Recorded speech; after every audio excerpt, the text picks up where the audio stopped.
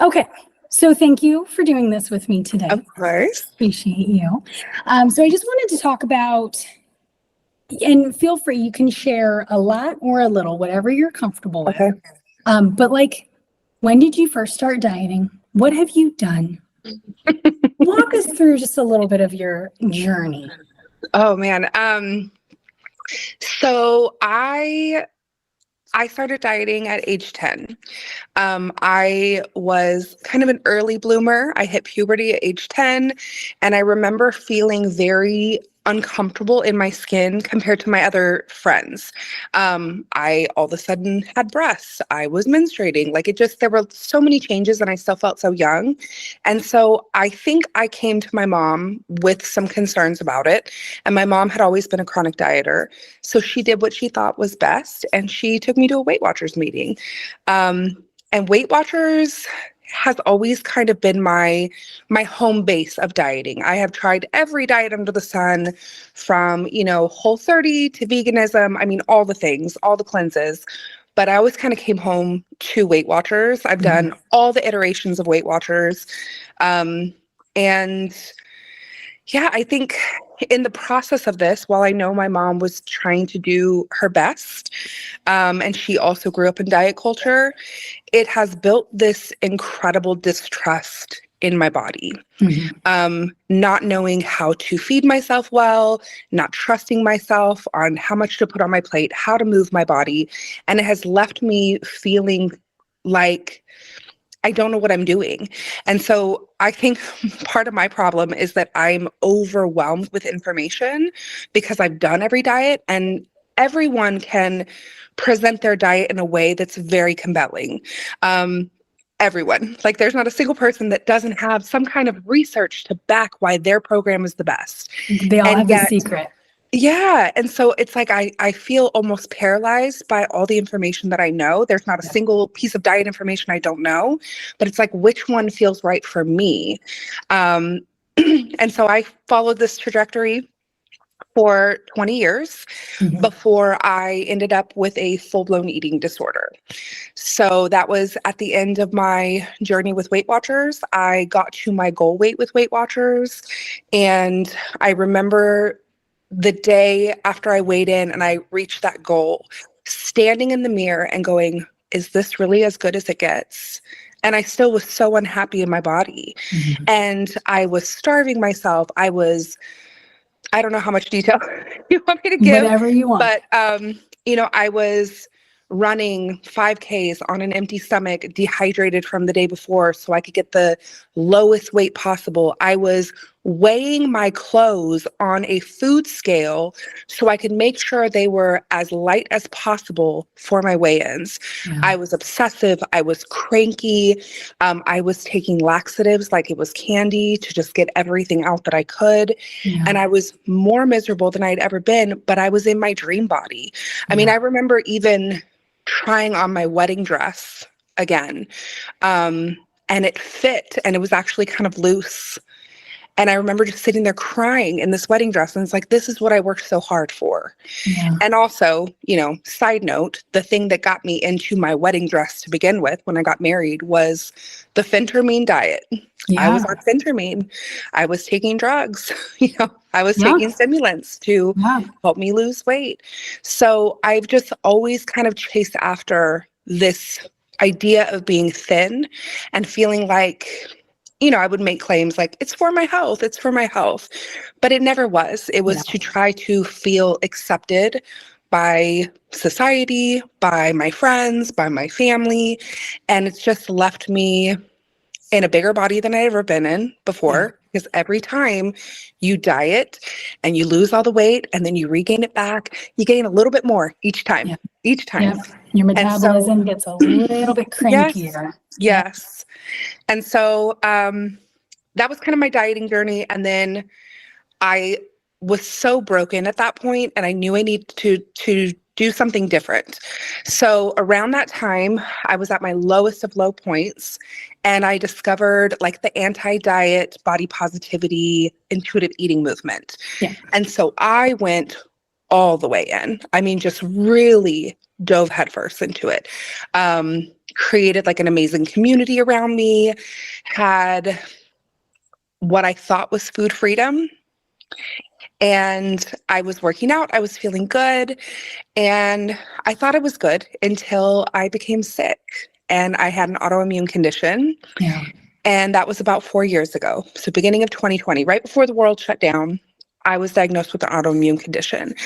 And everything flipped upside down for me because I realized that what I was doing, what I thought was healthy, was not helping me anymore. Yeah. And so I found myself in this really tricky spot of not knowing how to feed myself. So I didn't know how to eat intuitively, not truly. And I didn't feel welcomed in the intuitive eating anti-diet community because they, like any kind of thing that looks possibly like a diet, they're shitting on it. Like they are, I got a lot of friends that made comments to me about how I had internalized fat phobia because I was going on a healing protocol. And so I didn't feel like I belonged there.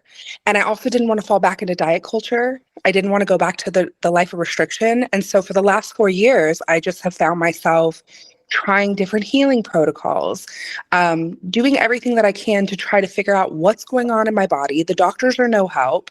And knowing that eating the standard American diet is not helping me, it's leaving me inflamed, but also, again, going back to being overwhelmed by information and feeling so paralyzed and not knowing what to do. And so I was inconsistent with anything that I did because I would try something for a couple weeks and then I would hear a new podcast and I'm like, oh my gosh, I should stop doing this, or I need to start doing this. And so I kind of went from diet culture to anti-diet culture to like wellness culture, which is another whole shit show. Yes. And left myself like I've just been sick and chasing after this constant, like the theme is the same. I was chasing thin my whole life. Mm-hmm. And now I find myself chasing this idea of not being broken anymore. Yes. Like I've had this belief that I'm broken and I have to chase after something to fix me.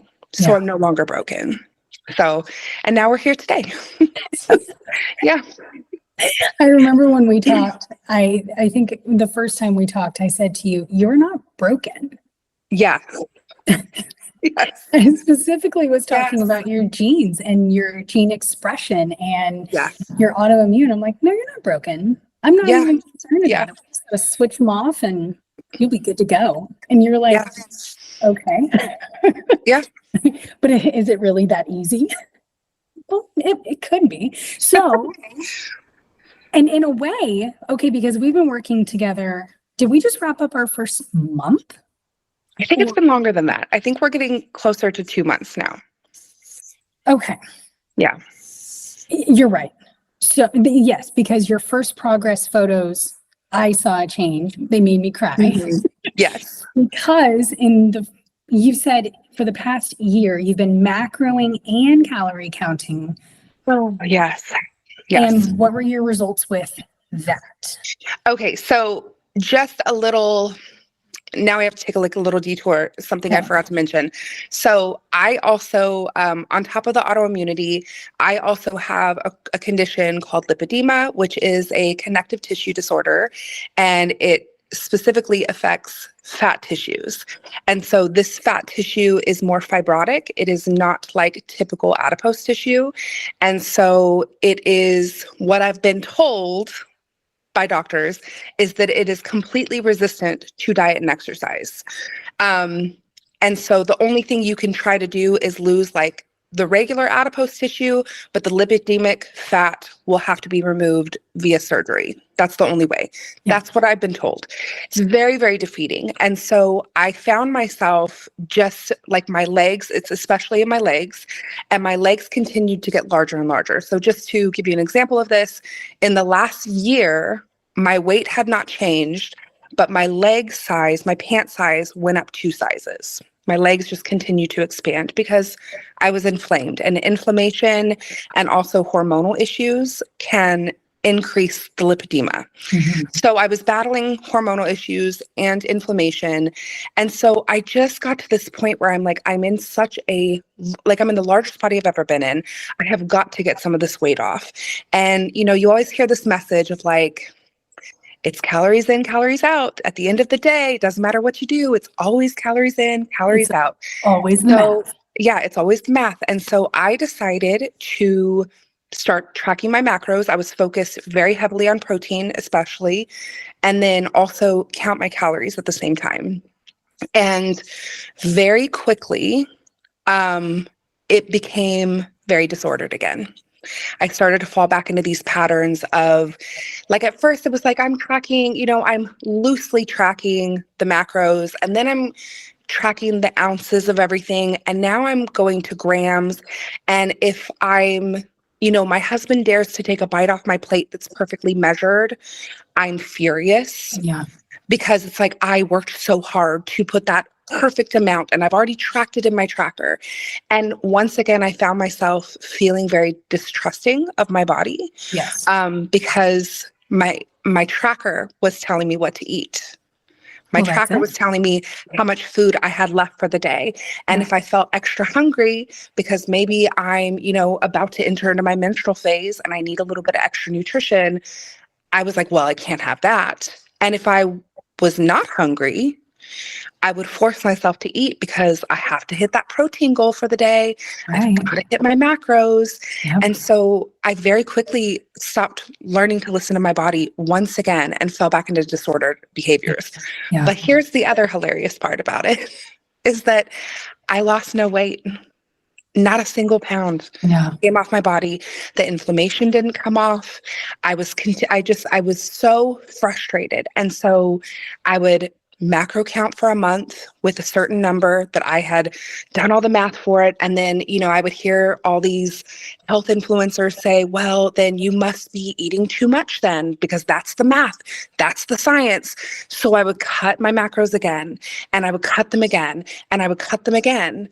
And yet again, I lost nothing. Yeah. I remained at the same weight for over a year of macro tracking. Nothing. Not a single pound. And it was so incredibly discouraging. And it's frustrating because these macro coaches, these calorie tracker promoters, they fail to see the nuance of things. Yeah. Like, no one's talking about lipedema and how, yes, it is harder to lose fat with lipedema. It is harder. Yeah. No one's talking about hormonal fluctuations or hormonal issues or a slowed down metabolism because you've been yo-yo dieting for 20 years. There's no discussion of the nuance. And I got to this point where I'm like, am I just going to keep cutting calories until I'm eating less than 1,000 calories? Yeah. Like, is that realistic for my life, that I'm going to have to just keep cutting and cutting and cutting just to try to shed 1 pound? Or is there something else going on? Yeah, absolutely. I've heard so many calorie counting coaches. One in particular, her hill to die on is, if you're in a deficit and you're not losing weight, you're not in a deficit. Yes. Okay. Yes. And she will make the reference to prisoners of war are never fat. She will say this on Instagram, and I'm like, oh my God, are we really comparing our diet struggles to prisoners of war? That's your analogy. And then, it's just, it's always, the answer is always diet harder. Yeah. To them. You are not working hard enough. You must be not dieting hard enough. Okay. Yes. So when we started working together, before you even gave me the go ahead, I said, if nothing else, can you please just stop counting your calories and your macros? Yes. And you did. Thank you. I did. I did. It was hard. It was harder than I expected to release that control. Yeah. It's really scary. And it's scary because you started dieting at such a young age, and I can relate. Trusting your body, what does that even mean? We don't know. We were never taught how. Yes. We don't know what it's like to be full. Sometimes we don't even know what it's like to be hungry, because you're always in this disordered binge or starvation, and it's wild.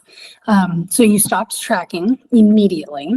We started focusing on other things like micro habits, focusing on your water, doing your little mini workouts on your trampoline, Yes.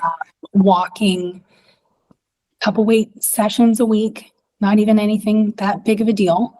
Yeah. And your nutrition, and not even putting you in this like box of this is when you need to eat. It's just very loose. You eat when you're hungry. You will eat the right foods. You will stop when you're hungry. And you feel like you are overeating. I felt that way initially, but not because it felt that way in my body, but because I think, this programming runs so deep. And back to this idea of like, just diet harder.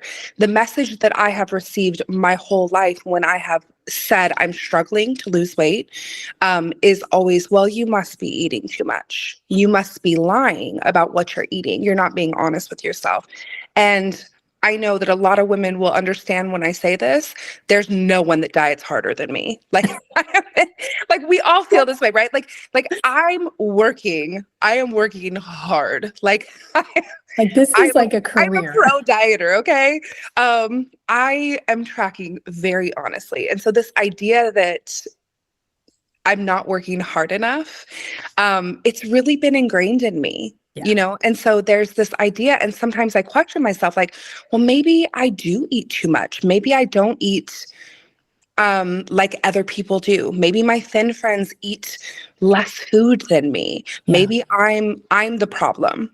And so it was hard when I first started sending you pictures of my food. And I know that I asked you several times, I'm like, are you sure my food's okay?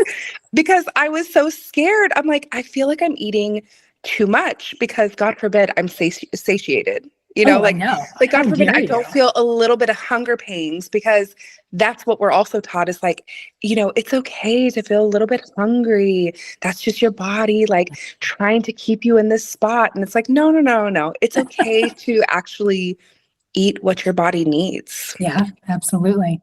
Yeah. I remember when I would eat 6 tiny meals throughout, I could never quite get to 6. Every 2 hours, just my goodness, time got away from me. Yeah. And I was very consistent with my 5 tiny meals. We're talking, a hard-boiled egg and maybe a cup of oats. Yeah. Cooked in water with a little bit of Splenda. It's very sad. But that was breakfast, right? Yeah. And I remember eating and telling myself, savor this because you will be hungry. Yeah. You will not leave full. Yeah. But you only have 2 more hours until you can eat that rice cake with peanut butter. Oh my gosh. Okay. I can do anything for 2 hours. I'm like, oh my gosh, this cannot be the way. Yeah. Yeah. To the dream body.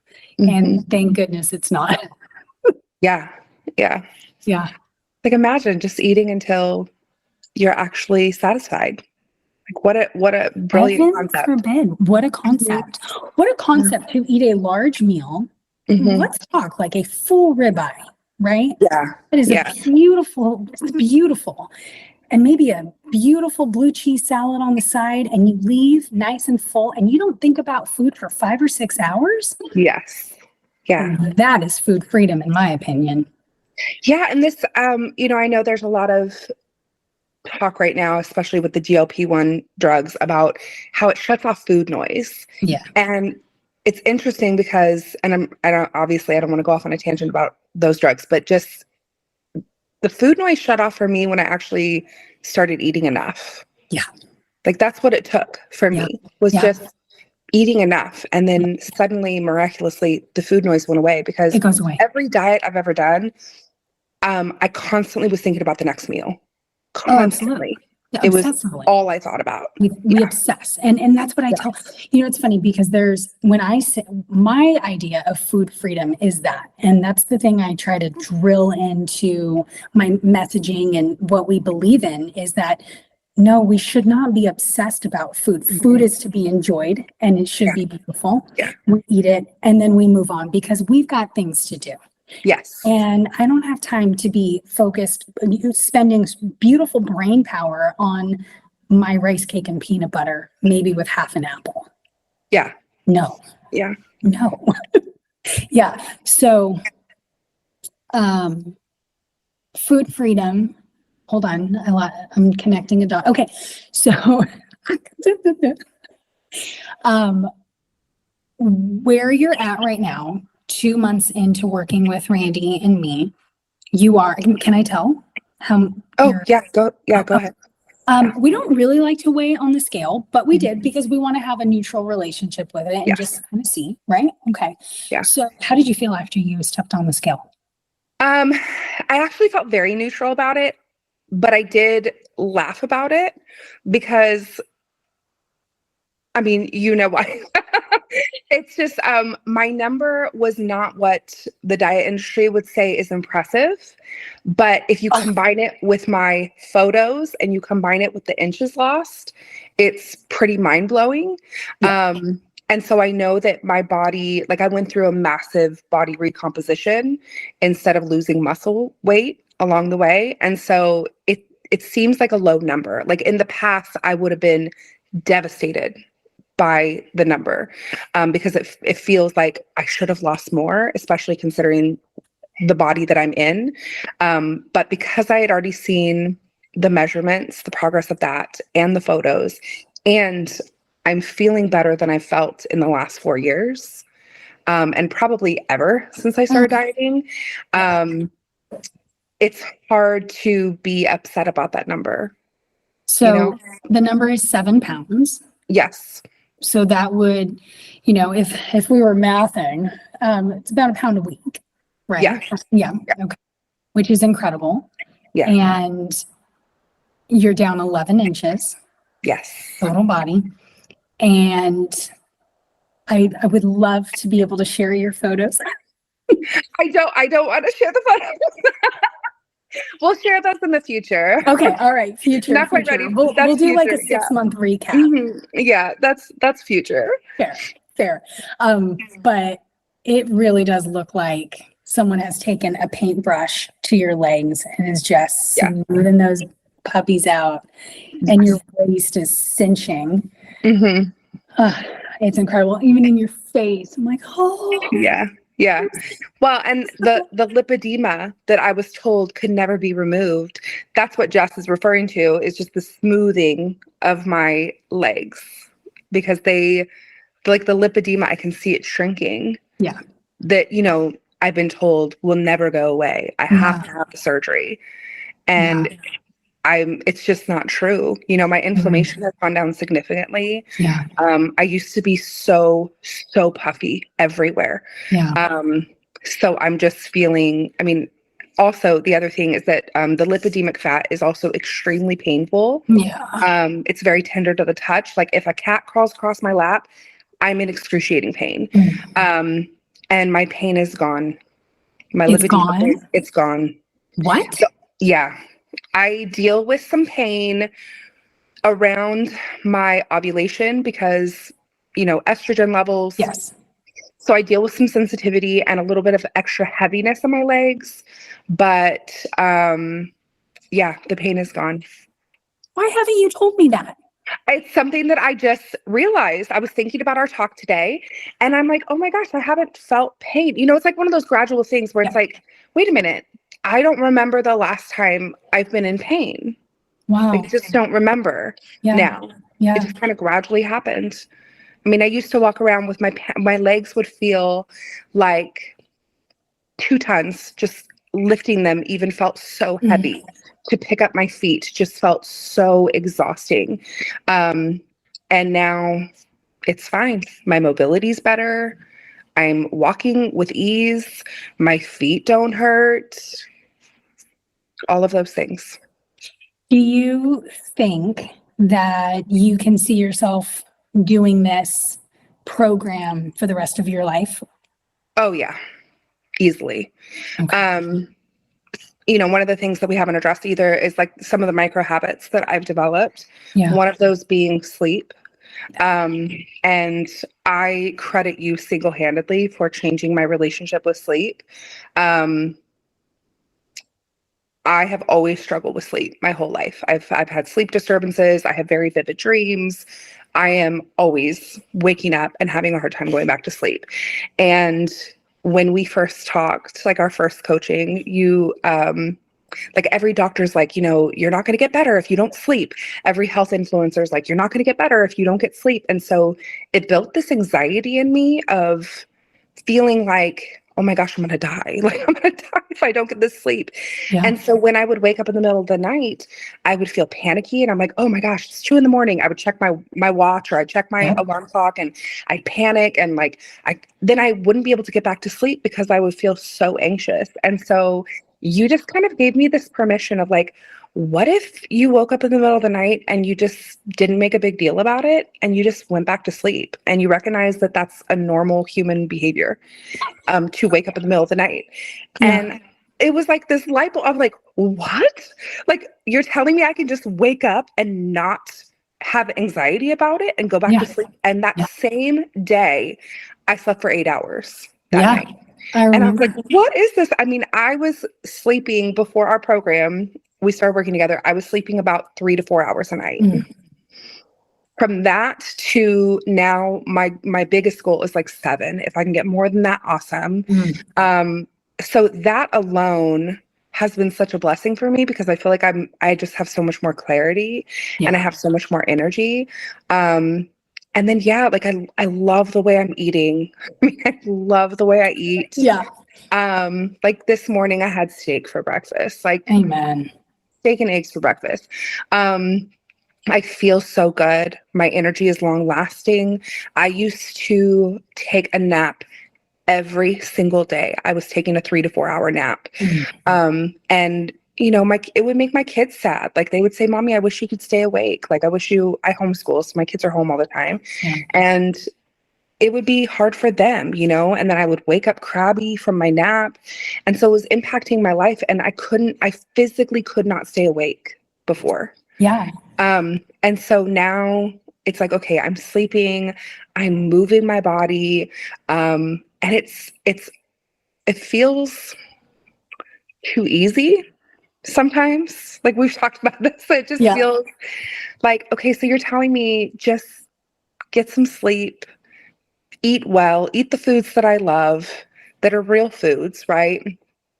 And walk. Like it's that simple. Of all the things that I've done, like I've never just been able to crush the basics.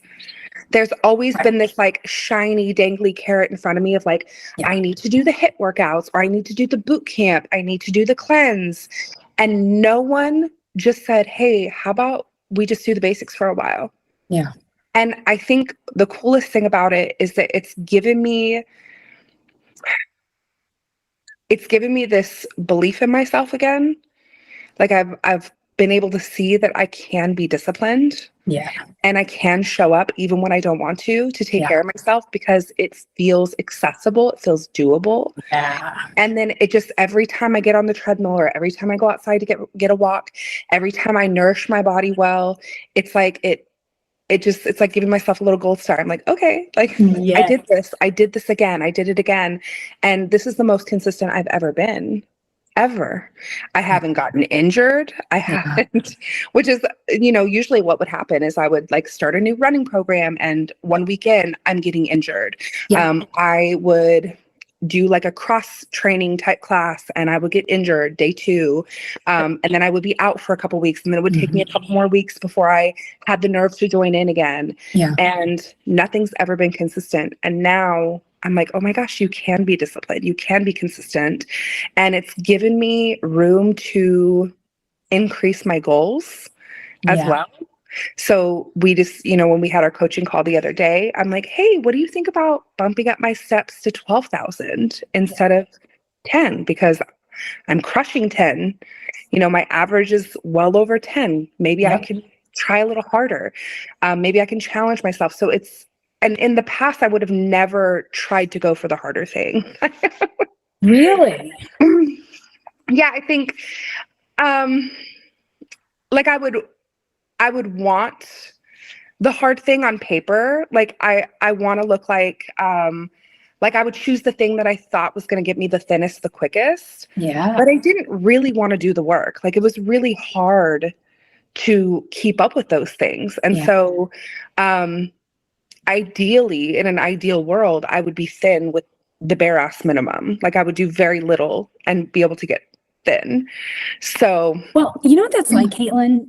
It's like putting your energy into areas that do not give you the best bang for your buck. yeah.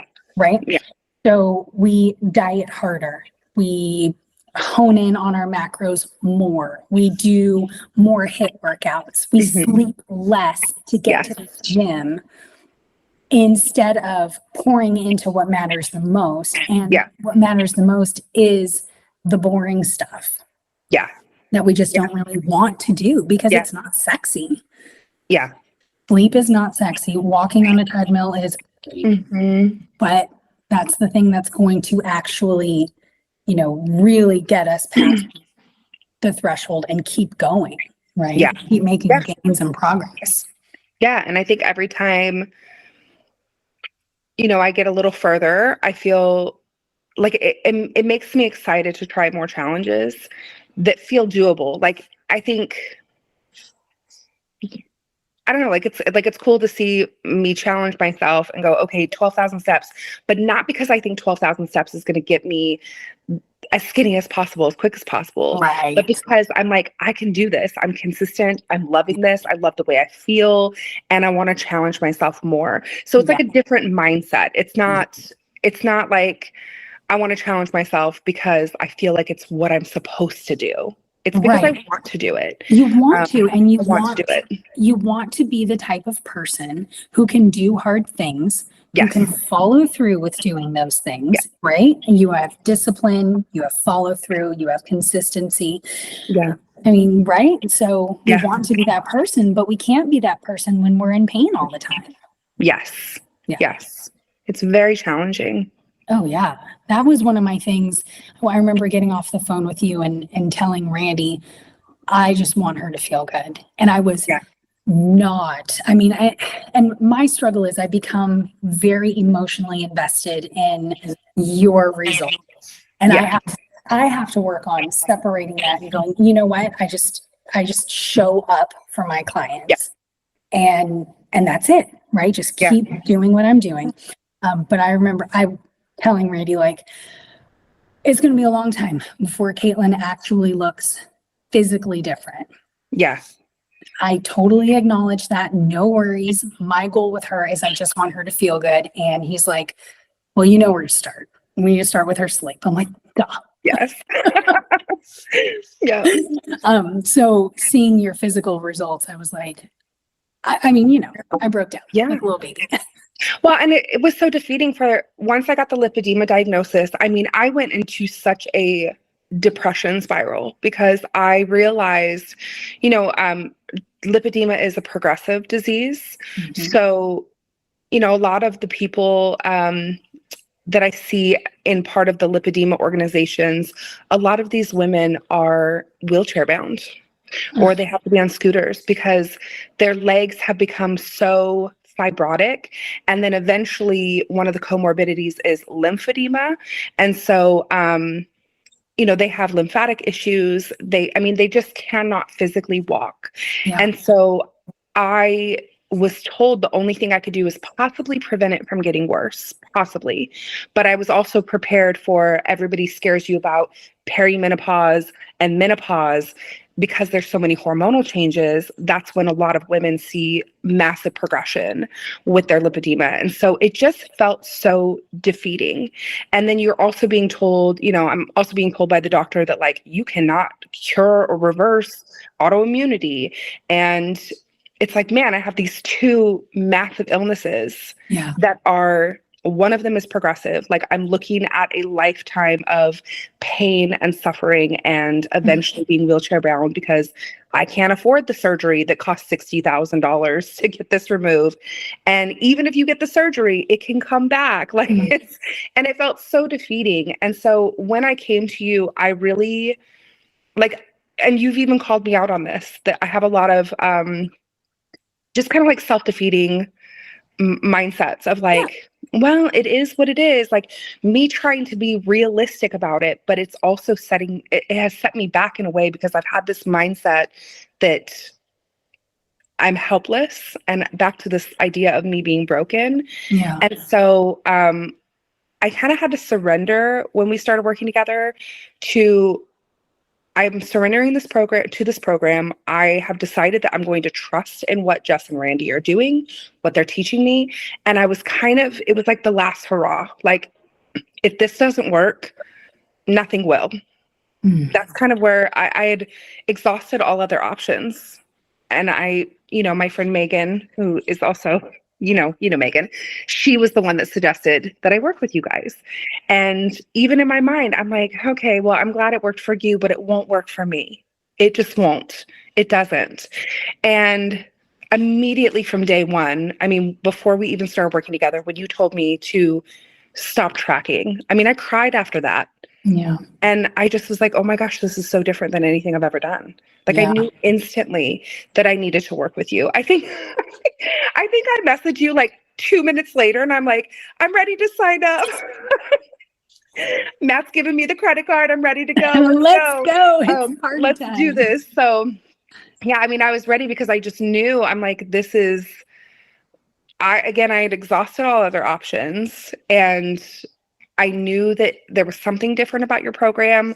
I trusted Megan in that because we walked through a lot of health struggles together. Yeah. And so, I think I was surprised. I'll be honest. I was a little surprised to see the results. Oh, yeah. I mean, I knew I was feeling better, and I talked to my husband about it, and I said, honestly, like, if all I get out of this program is just how I feel, and my body doesn't change, but just how I feel better, I'm okay with it. And then I saw the progress pictures and I was like, whoa, like, oh my goodness. Well, you know what, too? Working. There's truth when we release the control of the outcome, right? Yes. Yes. Do you want to be 80 pounds lighter? For sure. But are you obsessed about it with such negativity? And when you go into it, you're like, I just have to get results. Results. I've had people message me before, where are my results? Voice memo me, I'm working hard, where are my results? And I'm like, whoa, focus on the process. How do you feel? No, they don't care. Where are the results? That is the only thing that matters. And I think when you can just enter something and go, you know what? I just want to be healthy. Yes, I would like to look great, but you know what? You're just in a different place. But I think if anyone can take that and go, okay, do I have the autoimmune struggles? No, but Kaitlyn's right. Focus on the process. Focus on how I feel, and the results will follow. Yeah. And I think if I had started working with you 4 years ago or a year ago, even, I probably wouldn't have been ready for that message. I wouldn't have been ready for it. I've had to do a lot of work and a lot of grieving and a lot of coming to terms with the reality that is my life right now, to get to a point where I felt like, okay, I'm going into this for the journey and we'll see what happens. And I'm releasing this idea of a certain number in my mind. And that kind of freedom, just releasing that and just leaning into, I'm going to just focus on the basics, and I'm just going to keep showing up every day and we'll see what happens, has been like that level of freedom. I mean, I've never experienced that, because that's the thing with dieting, with chronic dieting, is that you don't know how to trust your body, but yet you're always trying to control it. Like, it's a constant battle of control and trying to control all outcomes. And so it is hard. Like I empathize with people who join your program and are like, why am I not doing more? Why am I not seeing results? Like, I get it. Like, it's, I get that. But also this, like, I'm so grateful that I'm doing this now, because I think like the time's going to pass anyways. And if I stopped working with you because I wasn't seeing the results that I wanted to see, a year from now, I would have been like, man, I wish that I would have kept going. Yeah. I wish that I would have kept going. I wish I would have trusted the process. Because it's amazing just the consistency in the basics and how much it makes a difference. I mean, really, really makes a difference. Just showing up for yourself every day. Yeah. In the best way that you can. Like, I haven't been perfect. You know, there's been days that I've missed workouts, or days that I haven't gotten all my steps in, days I haven't gotten all the water in. Yeah. You know, even this morning, I'm running on very little sleep because I decided to have a slumber party with my kids. Yep. And it was worth it. It was worth it. But not every day is perfect. But overall, if you look at my habits over the last 7 weeks that we work together, I'm hitting those basics very consistently. Absolutely. Yeah. I'm so proud of you. Thank you. You're a joy. I don't think I have any other questions for you. Okay. Thank you so much. I feel like you gave so many nuggets of wisdom and so many takeaways. Okay, if you could say one thing to someone who is maybe on the fence about working with us, or maybe doesn't believe that this would work for them, what would you say? Well, there's like so many things that I could say. I think that the gift of learning how to trust yourself again, I think that's like the biggest thing that you've given me, is being able to really reconnect with my body and nourish it well. I think that gift and having that food freedom and the freedom from the food noise and really learning to trust in my body has been so healing for me. Like on a very mental, physical, spiritual level, like you guys have helped me heal from so much that you don't even know. And it's allowed me to really transform my mindset and my body, you know? I love it. And we don't even do like deep mental work, right? No. We're just No. like, you know what I'm saying? Like, I know a lot of people, they're like, oh, when you say you do mindset work, what does that mean? I'm like, it's not as hard as you think. Don't worry. We're not having to get all into our inner child. Yeah. Yeah. That's awesome. I love it. I love you. Thank you. Of course. All right. I'll talk to you soon. All right. Bye, Jess. Bye.